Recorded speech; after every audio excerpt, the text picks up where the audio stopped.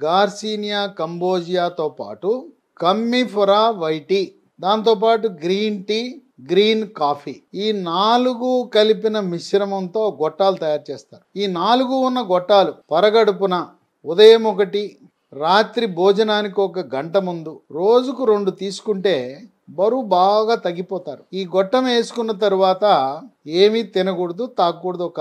కనీసం అరగంట, గంట వరకు అయితే మంచిది. ఇవి ప్రకృతి నుంచి వచ్చిన గొట్టాలు కనుక ఎటువంటి అనర్థాలు ఉండవు. పథ్యము అవసరమే లేదు. మనం షుగరు, బీపీ, గుండె జబ్బులు, రకరకాల అల్లోపతి మందులు వాడుకుంటూ ఉంటే వాటిని కూడా వాడుకోవచ్చు.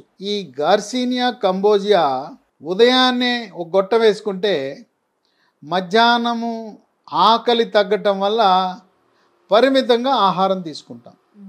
ఆ విధంగా బరువు తగ్గుతారు. బరువు పెరగటం వల్ల మోకాళ్ళ నొప్పులు వస్తాయి.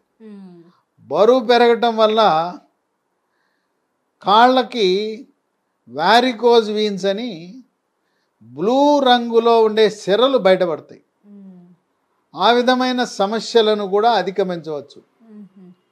కనుక ముఖ్యంగా మోకాళ్ళ నొప్పులు తగ్గాలన్నా, ఈ బరువు ఎక్కువ ఉండడం వల్ల నడువు నొప్పి కూడా బరువు ఎక్కువ ఉన్న వాళ్ళకి వస్తుంది. బరువు తగ్గితే నడువు నొప్పి తగ్గుతుంది, బరువు తగ్గితే అందంగా తయారవుతారు, బరువు తగ్గితే మోకాళ్ళ నొప్పులు పోయినాయి, చూడటానికి ఫిట్గా ట్రిమ్గా. తర్వాత బరువు అధికంగా ఉన్నవాళ్ళు ఏదైనా ఉద్యోగానికి ఇంటర్వ్యూ వెళ్తే బరువు ఎక్కువ ఉన్న వాళ్ళని సెలెక్ట్ చేయరు.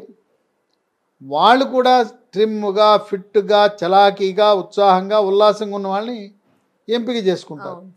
కనుక మనకు ఉద్యోగం రావటం కూడా కష్టమే.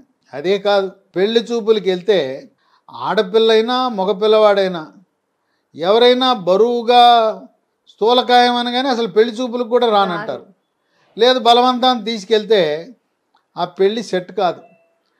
వద్దు బాబాయ్, నేను పెళ్లి చేసుకోను, పెళ్ళి లేకపోయినా పర్వాలేదు కానీ ఆ బరువు ఎక్కువ ఉన్న స్థూలకాయస్తుని చేసుకోనని చెప్పి మారం వేస్తారు. అన్ని రకాలుగా మనకి ఇబ్బందులు కలిగించే స్థూలకాయము, భారీ కాయానికి పరిష్కారం గార్సినియా కంబోజియా. ప్రకృతి దేవుడు ప్రసాదించిన వరప్రసాదంగా మనం భావించాలి. బరువు అనేది వారానికి 1 కేజీ తగ్గాలి. నెలకి 4-5 కేజీల కంటే ఎక్కువ తగ్గటం మంచిది కాదు.